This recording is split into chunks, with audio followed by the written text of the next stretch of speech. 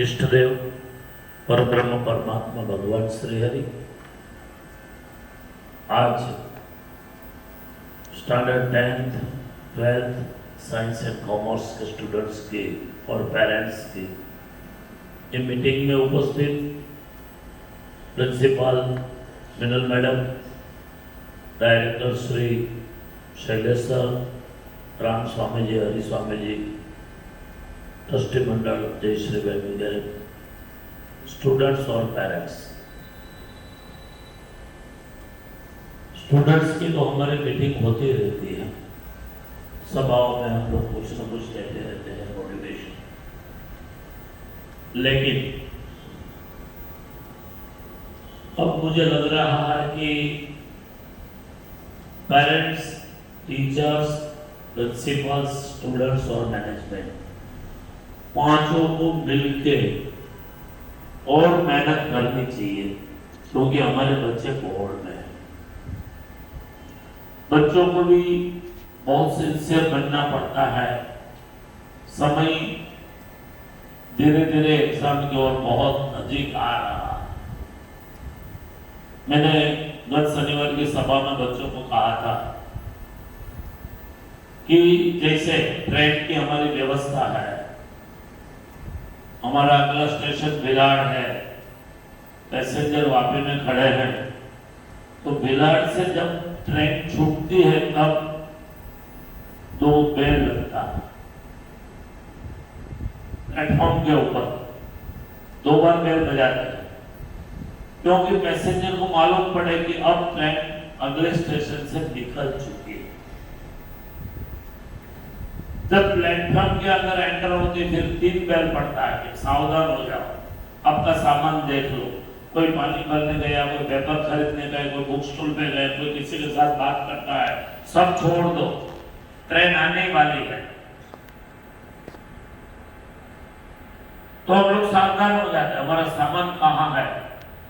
जो अच्छे पैसेंजर होते हो तो ज्यादा सामान हो तो गिन भी लेते हैं कि 6 मुद्दा था हमारा, 6 है कि नहीं, इसके हाथ में क्या है, पहले कौन चलेगा, लाइन में खड़ा रहे, जो हमारा बोगी का दरवाजा कहाँ आएगा, सब प्रकार का हम एकदम तैयारी में अलर्ट हो जाते हैं।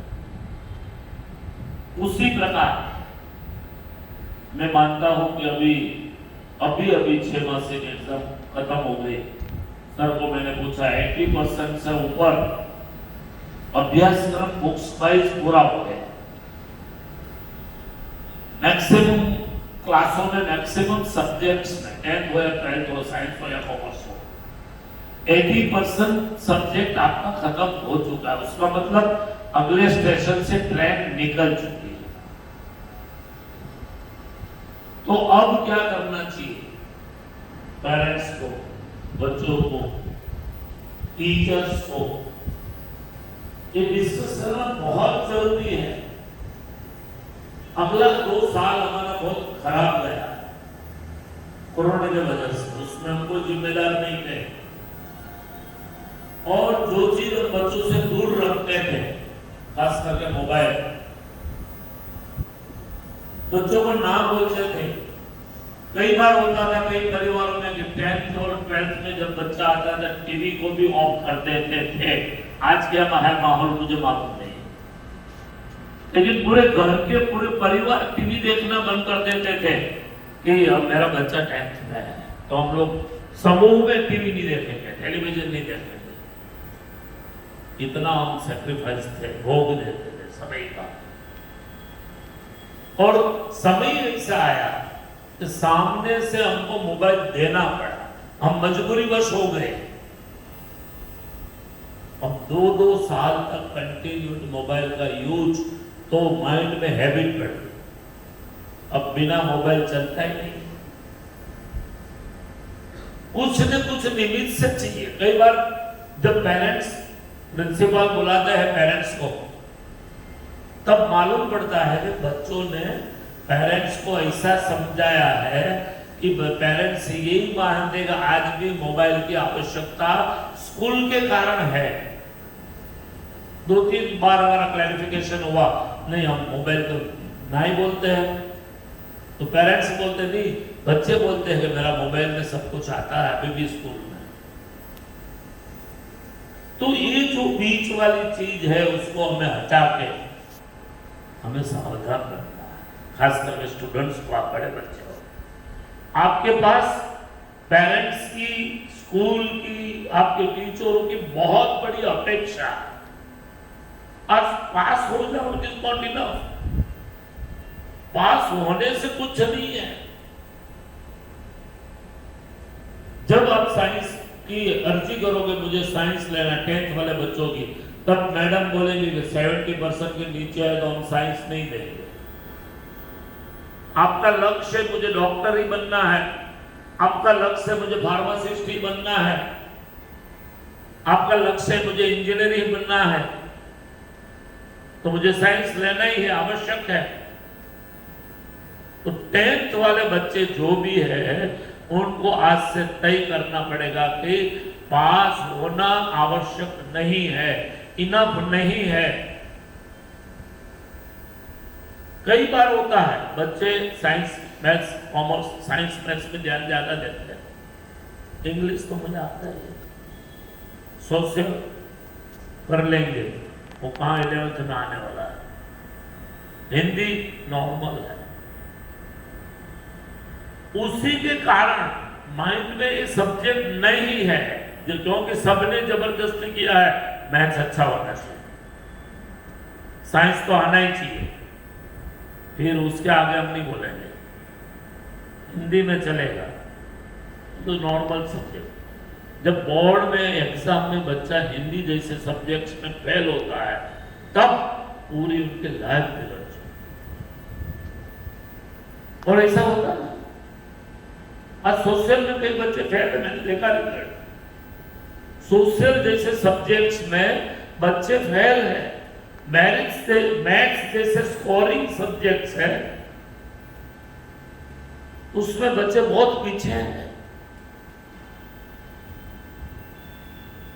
एक बच्चे ने बताया पेरेंट्स को कि बुक्स में से क्वेश्चन ही नहीं थे, एनसीईआरटी की जो बुक्स थी उसमें क्वेश्चन नहीं थे, तो उतना अच्छा था तो उनकी मम्मी पढ़ी लिखी थी, उसने भी एमएससी किया था। पेरेंट्स आए, सर ने पूरी उनकी आंसर से दिखाई पेरेंट्स को, फिर बच्चा इधर उधर बोलने लगा। तो ये होता है। तब मुझे पेरेंट्स को कहना है कि कम से कम आप आपके सब्जेक्ट टीचर्स को मिलो, मेरे बच्चे की हालत कौन से सब्जेक्ट्स में क्या है वो देखो। बच्चों के ऊपर छोड़ मत दो, स्कूल के ऊपर मत छोड़ दो। अकेली स्कूल कुछ नहीं कर सकते। अगर आपका सहयोग नहीं मिलेगा तो स्कूल अकेली कुछ नहीं कर सकती, बच्चा अकेला कुछ नहीं कर सकता, टीचर्स अकेले कुछ नहीं कर सकते, पेरेंट्स अकेले कुछ नहीं कर सकते। जैसे 5 उंगली से मुट्ठी बनती है, उसी प्रकार एजुकेशन के 5 पहलू है, प्रिंसिपल्स, टीचर्स, स्टूडेंट्स, पेरेंट्स और मैनेजमेंट। जब टीम वर्क हमारा नहीं बनेगा तब क्रिकेट जीतना आसान नहीं है। लास्ट वाले बैट्समैन को भी 6 मारनी पड़ती है। कभी कभी ऐसा माहौल होता है कि एक ही ओवर है, उसमें 16-17 रन बनाना है, तब कैप्टन भी सोचता है अब किसको भेजूं मैं। नंबर चेंज कर लेते हैं क्रिकेट में खिलाड़ियों का, हार्दिक पांड्या को भेजो तो जाकर कुछ नया करेगा। तो इसमें भी इसी प्रकार 5 का टीम वर्क एक नहीं होगा तब तक रिजल्ट लाना आसान है। वो मैं नहीं मानता हूं कि इतनी फीस भरने के बाद 10-10, 12-12, 13-13 साल का अभ्यास होने के बाद नर्सरी से लेकर 10 तक चलो तो 13 ईयर्स से आपका बच्चा पढ़ रहा है। कहीं कहीं 12 देखो तो 15 साल से आपका बच्चा पढ़ रहा है। उनके पीछे लाखों रुपया का रुकान हो चुका है, हमने खर्च कर दिया है ऑलरेडी। और फिर जब जरूरत हो बोर्ड की तब रिजल्ट ना मिले तो सब दुखी, टीचर्स दुखी, मेरा रिजल्ट 100% नहीं आया, प्रिंसिपल दुखी, मैं मैनेजमेंट को क्या कहूंगा, मैनेजमेंट दुखी, दूसरे स्कूलों का रिजल्ट बहुत अच्छा आता है, हमारा क्यों नहीं। पेरेंट्स दुखी, मेरे बच्चे का साल बिगड़ा। बच्चे तो दुखी होंगे, मुंह दिखाने लायक नहीं होंगे। इसलिए अभी भी हमारे पास बहुत टाइम है, टाइम मैनेजमेंट अब करना बहुत जरूरी है। कई बार होता है कि बच्चे ट्यूशन में जाते हैं। अभी तो अपने यहाँ आकाश भाई जो जैसे स्कूल कॉलेज ट्यूशन क्लासेस आ गए, तो बच्चे क्या करते हैं सब ज्यादा बताएंगे, उसके अंदर प्रकाश मारेंगे। लेकिन पेरेंट्स भी यही सोचता है, बच्चे भी यही सोचता है, एंट्रेंस टेस्ट की तैयारी करानी है, IIT में भेजना है, NIT में भेजना है, विजय मेडिकल में एडमिशन लेना है। ऐसा सोच के स्कूल को नॉर्मल बना के मैक्सिमम ध्यान वहां देते हैं। और बच्चे के माइंड में ये तो है क्योंकि बोर्ड की एग्जाम देनी है, पास होना जरूरी है। अब बच्चा कंफ्यूज है कि मैं ये करूं या मैं ये करूं। पेरेंट चाहते हैं भाई एंट्रेंस टेस्ट में JEE नीट में इतने मार्क्स आने ही चाहिए, एडवांस पास होना ही चाहिए। फिर क्या होता है, नहीं वहां सही होता है, नहीं बोर्ड एग्जाम सही होती है, दो में से एक बिगड़ गया बात का। उसके लिए भी टाइम मैनेजमेंट होना चाहिए। भाई पास होना अगर कंपलसरी है एज ए गवर्नमेंट का रूल्स बोर्ड में, तो मेरा बच्चा पहले बोर्ड में ध्यान देगा। क्लास में जाता है तो वहां कुछ ना कुछ तो कर ही लेगा, उनके बाद JEE या नीट की तैयारी करेंगे। दोनों एक साथ आप दौड़ाने की कोशिश करोगे तो 100% प्रॉब्लम्स आने वाले हैं ही है। और ऐसा नहीं कि सभी बच्चों को आता है, कुछ बच्चे निकल जाते हैं।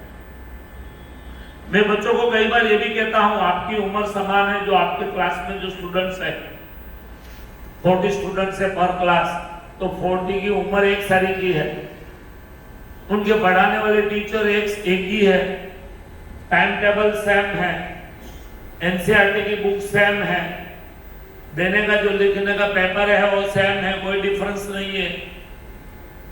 मैक्सिमम बच्चे स्कूल से ट्यूशन जाते हैं, पेरेंट्स की भी चिंता वही है। जब रिजल्ट आता है तब 5-7 बच्चे 90 हो पाते हैं, 8-10 बच्चे दो सब्जेक्ट 3 सब्जेक्ट 4 सब्जेक्ट में फेल होते हैं। क्यों? ये ढूंढने की जो क्यों है वो सबसे बड़ी बात है कि क्यों, वाई। मेरी क्लास में मेरे टीचर से पढ़े हुए सेम टाइम में सेम कुछ है, तो एक बच्चा का मार्क 80 और 90 हो पाता है, और उसमें मैक्सिमम 40%, 30%, 40% स्टूडेंट्स क्लास से ऐसे होते हैं जो 80 अप है। और कई क्लासों में मैंने देखा 30% स्टूडेंट्स ऐसे हैं जो E ग्रेड में है। तो पहले तो सबसे पहले समझने की जरूरत है स्टूडेंट्स को कि ऐसा क्यों हुआ। मैंने मोबाइल में ज्यादा टाइम दिया, मैंने समझने में कोशिश नहीं किया, मुझे क्वेश्चन आंसर समझ में नहीं आया, जो क्वेश्चन पूछा गया है उसके रिलेटेड मैंने आंसर नहीं दिया। क्या प्रॉब्लम्स हुआ? बच्चों के साथ मित्रता जारी हो गई, बात करते रहे, अभी तो बहुत टाइम है, ओवर कॉन्फिडेंस हो गया, मुझे सब कुछ आता है। कुछ तो प्रॉब्लम है। ये प्रॉब्लम अगर हम नहीं ढूंढेंगे तो हमारा रिजल्ट ये आने वाला है। सालों से मैं देखता हूं, जब से स्वामीनारायण CBSE स्कूल का 10th आया है तब से आज तक 100% रिजल्ट आया है 10th का। आज तक एक भी बच्चा, जब से यहाँ बोर्ड आया है 10th तब से एक भी बच्चा फेल नहीं हुआ। उसकी मुझे चिंता नहीं है फेल होने की, लेकिन मुझे ये चिंता है, मैं बार बार हमारे टीचरों को, डायरेक्टर्स को, प्रिंसिपल्स को कहते रहता हूँ कि आप एबोव कि how many students in your class. सभी पेरेंट्स ने फीस दिया है, इतना सारा खर्च किया, इतना सारा टाइम गवाया है, तो why not 80 of maximum students का रिजल्ट आना ही चाहिए। उसके लिए टेंशन नहीं लेना है, उसके लिए टाइम मैनेजमेंट करना है। मैं ये टेंशन वाली बात करता ही नहीं हूं, भाई आप इतने घंटे पढ़ो ना, आप पढ़ते ही नहीं हो ना, आप कुछ करते ही नहीं, ये नहीं बता। अब पास होते ही जा रहे हो। शायद हो सकता है कि अभी की जो एग्जाम गई उसमें टीचरों ने बहुत टाइट रिजल्ट दिया हो, क्योंकि हमारी मैनेजमेंट की ओर से सूचना थी कि आधा भी मार्क बच्चों को एक्स्ट्रा नहीं देना चाहिए। पर ईगो आ जाएगा, मुझे तो सब कुछ आता है, और ये एग्जाम इतनी जरूरी नहीं है कि उसको 4-5 मार्क एक्स्ट्रा दे दो टोटल में। नो, मालूम पड़ना चाहिए बच्चे को मैंने क्या किया है। ये एग्जाम जो भी है वो दर्पण है। आप कहाँ हो, आप कांच के सामने खड़े रह जाओगे तो कांच बोलेगा अपने आप के आपके शरीर में कहाँ क्या प्रॉब्लम्स है। उसी प्रकार ये जो एग्जाम है ना, कांच है, दर्पण है। आपको मालूम पड़ना चाहिए आप कौन से सब्जेक्ट्स में आज कहाँ हो। इलेक्शन के पहले बार बार इलेक्शन पोल आता है, अभी शुरू हो गया आपने यह माहौल, कभी आज तक वाला देगा, कभी जी न्यूज वाला देगा, कभी कुछ इतना इनको इतना इनको इतना इनको, बार बार चेंज होता है। एग्जिट पोल जो होता है वो चेंज होता है, कभी आप वाले आगे चलते हैं, कभी बीजेपी वाले आगे चलते हैं, कभी कांग्रेस वाले आगे चलते हैं। ये आपका एग्जिट पोल है, आप कहाँ हो, कौन से सब्जेक्ट्स, आप पास होने वाले हो या नहीं। आप पास होंगे तो पास ही होंगे कि ग्रेड मिलेगा। ये 10th 12th साइंस और 12th कॉमर्स तीनों क्लास के बच्चों की सेम समस्या है। मैं पेरेंट्स को हाथ जोड़ के विनती करके कहना चाहता हूं, अगर आपके वहां बच्चों का टाइम ज्यादा मोबाइल में, टीवी में, ट्यूशन में आने जाने में, मित्र वर्तुल के साथ, घर के परिवार के रिश्ते में कोई फंक्शन है, उसमें घर के अंदर कोई असुविधा के कारण बच्चों का टाइम बिगड़ता है, तो प्लीज टाइम को मैनेज करिए और बच्चे के पास करवाइए।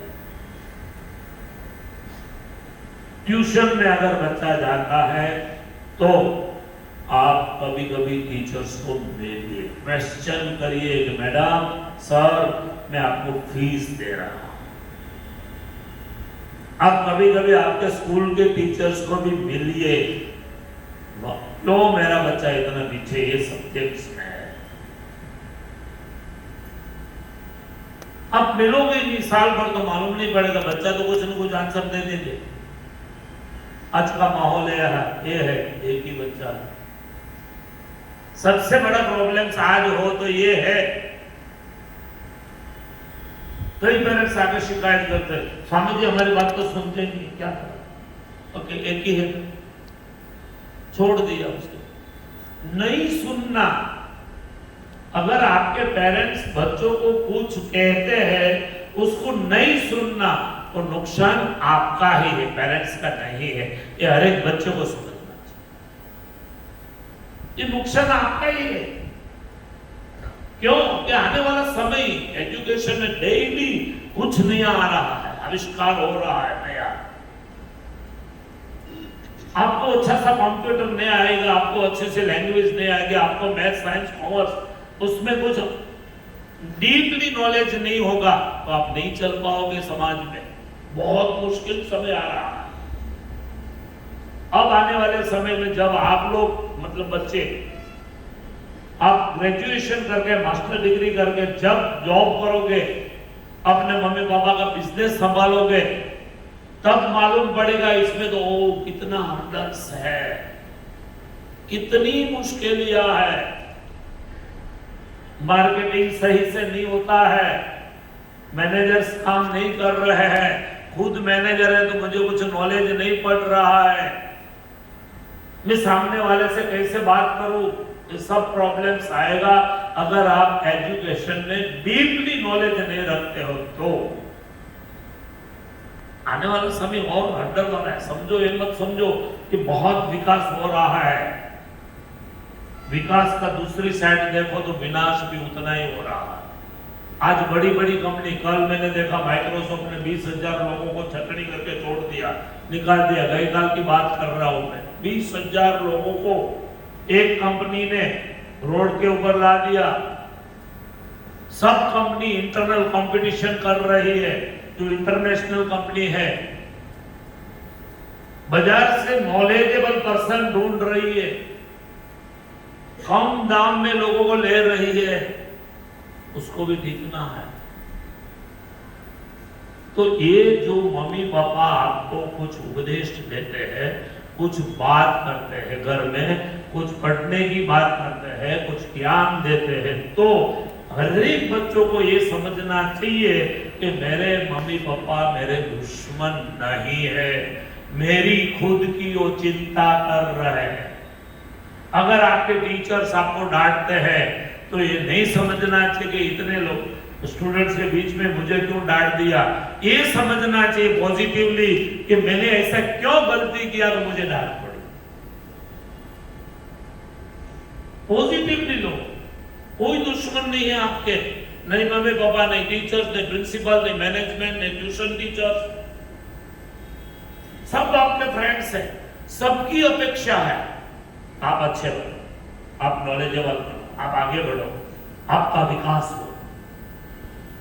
एक ही अपेक्षा लेके सब बैठे हैं और इसीलिए आपको जो हेल्प चाहिए वो हेल्प दे रहे हैं। आपको ट्यूशन चाहिए, ट्यूशन दिलवाया, अच्छी स्कूल ढूंढी, बार बार समय दिया। आज देखो सब आज का दिन चालू दिन है, किसी को जॉब जाना होगा, किसी को बिजनेस होगा, किसी को कुछ होगा, फिर भी मेरे बच्चे का मीटिंग है, मुझे जाना चाहिए। ऐसा समझ के पेरेंट्स है, मैं धन्यवाद देना चाहता हूं पेरेंट्स को, आप जागरूक पेरेंट्स हो। बस अब हमें और जाना है। घंटी बज गई 2, सामने वाले स्टेशन से ट्रेन छूट गई है, निकल चुकी है, आपको उसमें बैठ के अहमदाबाद जाना ही है, इट इज मस्ट, कंपल्सरी है, आपको एग्जाम पास करनी ही है, इट इज कंपल्सरी।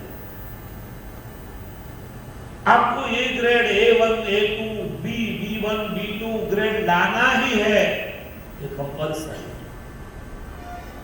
अगर ये लाना है तो मुझे क्या करना चाहिए?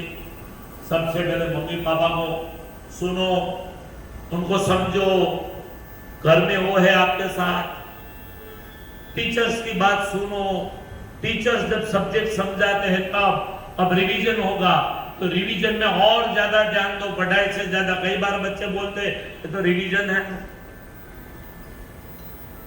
अंत में जो आप लोग पढ़ गए हो उसी का रिवीजन बहुत महत्व का होता है। पेपर प्रैक्टिस करो, अभी 80% के आसपास तो आपका सिलेबस खत्म हो चुका है, और पेपरों की प्रैक्टिस करो। अगर आप पेपर नहीं निकाल सकते हो तो शैलेश सर को आके बोलिए, सर हमको पेपर प्रोवाइड करो। कहां से पेपर सीट मिलेगा? और किसी को भी भगवान को ध्यान रखे, खुद का विकास करके, अगर कोई आंसर पेपर लिखते हैं प्रैक्टिस के लिए, तभी भी बुक्स में मत देखो। आपको किसी को नहीं दिखाना है, खुद को दिखाना है कि मैंने जो पेपर लिखा उसमें मेरा कितना मार्क आ सकता है। आपको सम टाइम के लिए किसी को खुशी नहीं करनी है तो देखो पापा मैंने पेपर प्रैक्टिस किया, फिजिक्स के पेपर में 100 में से मेरा 90 आया, 10 क्वेश्चन हमने किताब में से देख के लिख दिया। कौन देखने वाले थे? तो प्रैक्टिस थी। That's wrong. खुद सोच के कि मुझे क्या आता है मैं उसी प्रकार प्रैक्टिस करूं, अगर नहीं आता तो कोई बात नहीं, मैं तैयारी कर रही हूं। लेकिन मैक्सिमम राइटिंग में बच्चे बहुत गलती करते हैं। मैंने सबको भी बताया, अभी नया और बनाया हमने शिक्षा मंत्री ऑडिटोरियम, उसमें 8x12 की एलसीडी लगाई है। अभी डायरेक्टर साहब को मैंने बोला सर आप पेपर किस प्रकार लिखा जाता है उसकी वो प्रॉपर पीपीटी तैयार करके हर एक बच्चों को समझाओ, क्वेश्चन कैसे शुरू होता है, आंसर कैसे दिया जाता है, पहले क्या करना है, फिर क्या करना है, फिर क्या करना है, बीच में कहाँ लाइन छोड़नी है, उद्गारवाचक प्रश्नवाचक के कौन से कंसोनास्टर है, उसका निशान कहाँ छोड़ना है, क्या करना है, ये सब चीज एक बार 10th और 12th के बच्चों को बोर्ड की आंसर शीट लेके आप समझाओ। गूगल के ऊपर अच्छे बच्चों की आंसर शीट है, जो अगले सालों में 10th 12th commerce science 10th के बच्चे टॉपर आए उसकी आंसर शीट है इंटरनेट के ऊपर, उनको कभी रिफर करो, देखो ये बच्चे ने कैसे लिखा है पेपर, क्यों इनको 100 में से 97 98% आया। अपने यहाँ के बच्चे 90-80% लाए हैं, 10th की बात कर रहा हूं मैं, आप भी ला सकते हो। अगले टाइम जागृत ठक्कर 10th में था, 98% रिजल्ट था उनका 10th में, अभी 12th पास करके गया, 2 बच्चे अपने आईआईटी में गए, अभी कई बच्चे मेडिकल में एडमिशन लिए जिनका एडमिशन हो चुका, आप भी आ सकते हो, 100% ला सकते हो। कॉन्फिडेंस होना चाहिए, मैं करूंगा, मैं सबकी बात सुनूंगा और मैं आगे बढ़ूंगा। जहां मुझे नहीं आता है तो डाउट सॉल्व टीचर्स के पास जाके करो। 100% आप अच्छे से अच्छा रिजल्ट ला सकते हो।